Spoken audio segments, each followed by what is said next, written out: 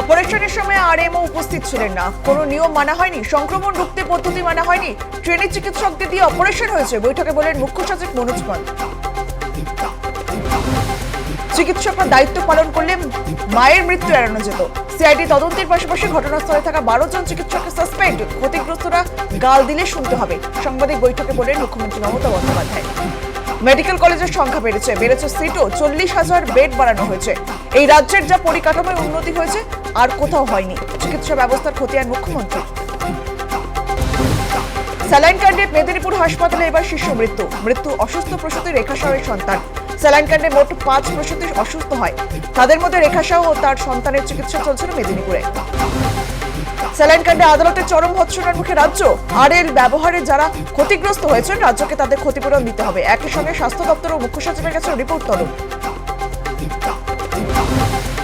উত্তর দিনাজপুরে গোয়ালপুকুরে আক্রান্ত পুলিশ।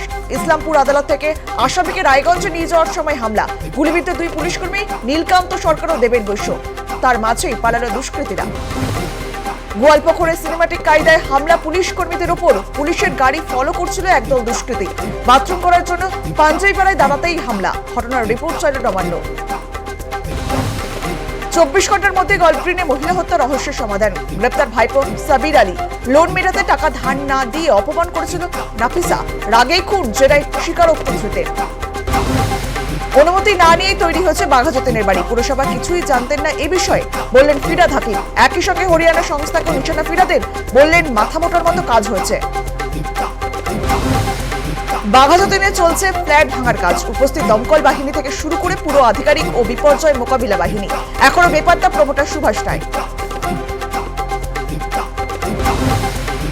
জলাশয় বুঝিয়ে বেআইনি নির্মাণ, ফ্ল্যাট কাণ্ডে দোষারোপের তরজা, এখন সব দোষী প্রমোটারের কাঁধে, কার্যত দায় এড়ানোর সাফাই স্থানীয় কাউন্সিলর থেকে শুরু করে জনপ্রতিনিধিদের।